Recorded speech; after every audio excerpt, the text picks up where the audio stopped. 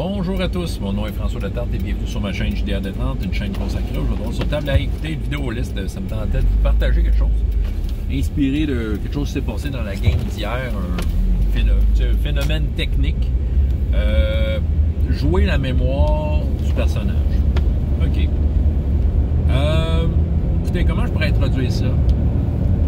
Dans la vraie vie, ok, mettons dans la vraie vie, je vais vous raconter l'histoire de mon four à raclette. OK, j'ai un four à raclette à la maison. OK. Je l'ai utilisé une fois. À ma grande déception. Parce que tous les fois, je me disais que ça serait le fun, une bonne raclette. Là, on dirait que, tu sais, par après, j'y pense plus. Mais maintenant, ça me revient, tout ça. Bon, OK. Là, maintenant, le four à raclette va ressortir, c'est sûr.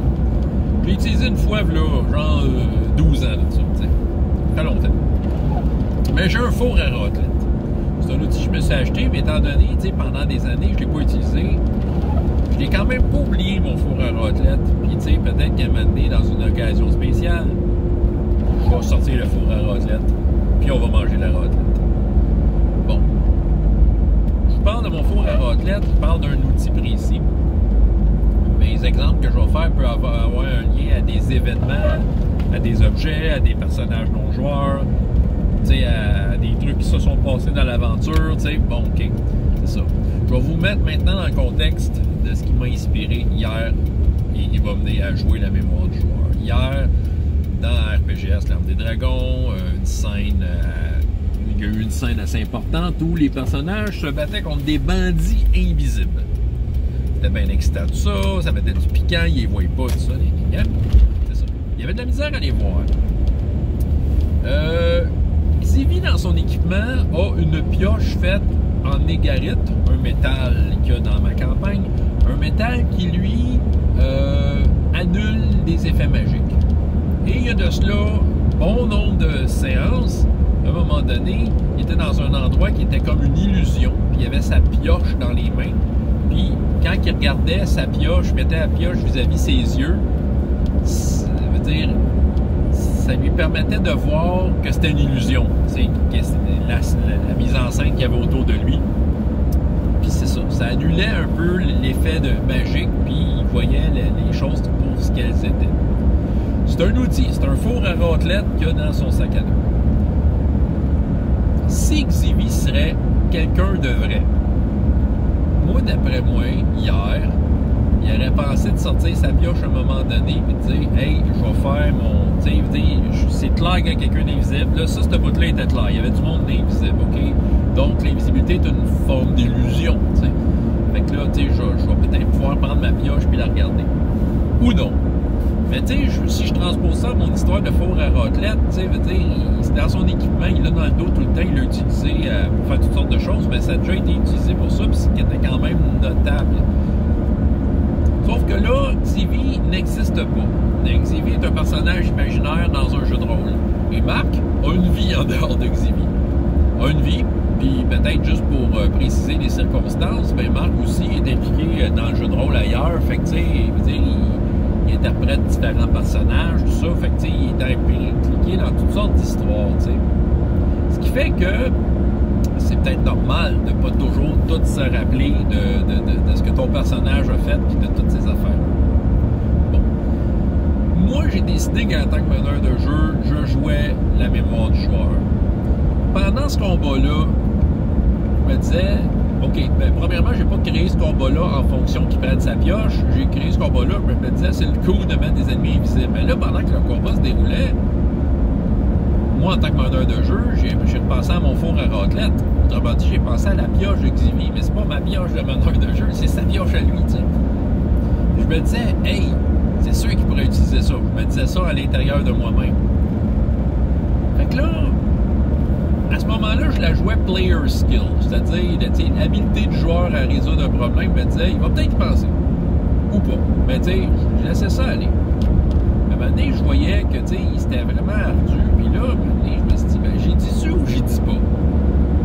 Donc, autrement dit, là, je marchais sur la ligne mince entre le player skill, l'habilité du joueur à résoudre des problèmes par lui-même, ou impliquer un peu le côté jeu de rôle de la patente, tu sais, le côté roulage de dés, même si on n'a pas roulé de dés, là, okay? Autrement dit, de jouer logiquement dire, de faire intervenir logiquement ce que le personnage est.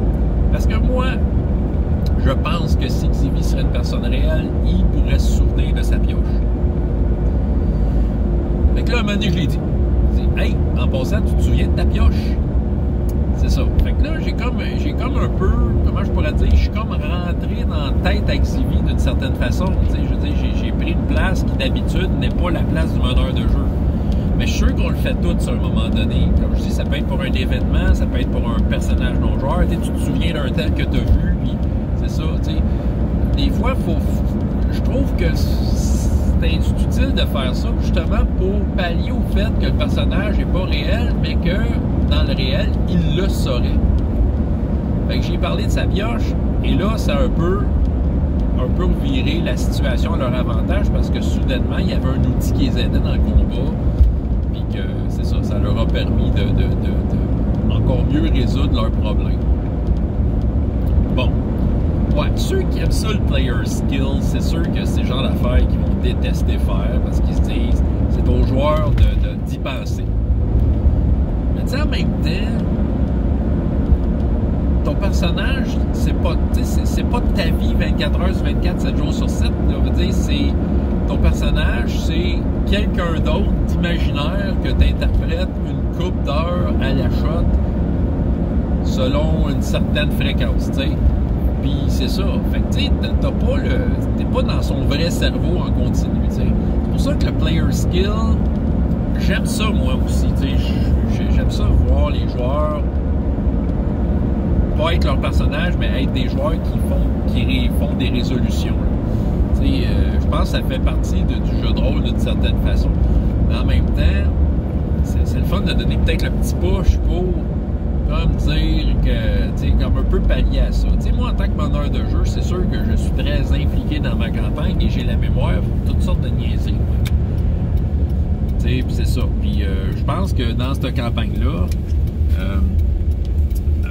indirectement, ça a le lien avec ma prise de notes, mais sauf que c'est ça, je vais souvent venir en aide aux joueurs en faisant des rappels de dire « Hey, tel événement que vous êtes arrivé. » Tu sais, je vais rentrer dans, autrement dit, jouer leur mémoire à leur place.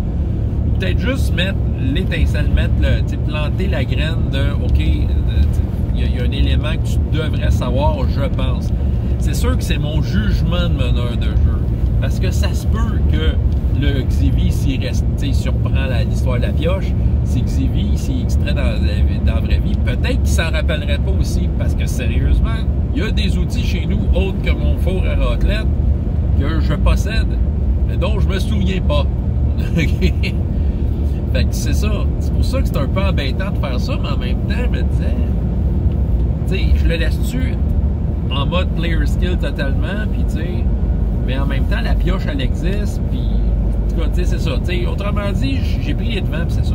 Je sais que dans, mettons, l'appel de Cthulhu, qui est notable pour ça, il y a le fameux jet d'idées, qui, je pense, fait un peu ce rôle-là. Autrement dit, c'est une façon, avec les dés, d'être justement donné, de mettre de quoi dans la tête du joueur, ou du moins simuler quelque chose qui est supposé être dans la tête du personnage, tu sais, d'une certaine façon.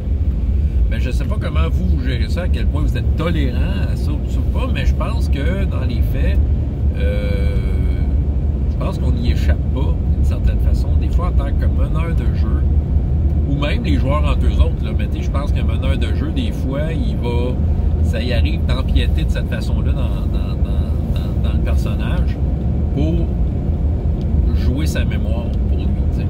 Lui rappeler quelque chose parce que le joueur s'en souvient juste pas lui-même, par lui-même, t'sais. Puis c'est des choses essentielles. T'sais, j'ai déjà dit que souvent ce qui est important dans une campagne, c'est entre autres ce que les joueurs se souviennent, sauf que des fois, je veux dire, de l'autre côté, c'est pas mieux. S'il y a trop d'éléments qui sont comme mis de côté, ça peut, comment je pourrais dire, ça peut briser une certaine forme de crédibilité.